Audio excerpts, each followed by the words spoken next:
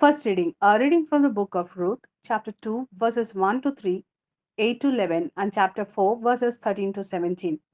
Naomi had a kinsman on her husband's side, well to do and of Elimelech clan. His name was Boaz. Ruth the Moabitess said to Naomi, "Let me go into the fields and glean ears of corn in the footsteps of some man who will look on me with favor." She replied, "Go, daughter." So she set out and went to glean in the fields behind the reapers. Chance led her to a plot of land belonging to Boaz of Elimelech's clan. Boaz said to Ruth, "Listen to me, daughter. You must not go gleaning in any other field. You must not go away from here. Stay close to my workwomen. Keep your eyes on whatever part of the field they are reaping and follow behind. I have forbidden my men to molest you. And if you are thirsty, go to the ditches and drink what the servants have drawn." Ruth fell on her face, prostrated herself, and said, "How have I attracted your favor for you to notice me, who am only a foreigner?" Boss replied, "I have been told all about the way you have behaved to your mother in law since your husband's death, and how you left your own father and mother and the land where you were born to come to a people of whom you previously knew nothing." So Boaz took Ruth and she became his wife. And when they came together, Yahweh made her conceive, and she bore a son. And the woman said to Naomi, "Blessed be Yahweh, who has not left you today without anyone to redeem you. May his name be praised in Israel.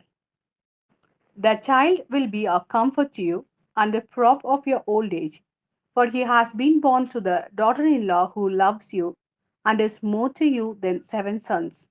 And Naomi, taking the child, held him to her breast, and she it was who looked after him. And the woman of the neighborhood gave him a name, a son, they said, has been born to Naomi, and they called him Obed. This was the father of Jesse, the father of David. This is the word of Lord. Thanks be to God. A reading from the Gospel according to Matthew, chapter 23, verses 1 to 12. Then, addressing the crowds and his disciples, Jesus said, "The scribes and the Pharisees occupy the chair of Moses. You must therefore do and observe what they tell you, but do not be guided by what they do, since they do not practice what they preach. They tied up heavy burdens and lay them on people's shoulder, but will they lift a finger to move them? Not they. Everything they do is done to attract attention, like wearing broader headbands and longer tassels, like wanting to take the place of honor at banquets and their front seats in the synagogues, being greeted respectfully in the market squares, and having people call them Rabbi. You, however, must not allow yourselves to be called Rabbi, since you have only one master and you are all brothers. You must call on one on earth your Father, since you have only one Father and he is in heaven.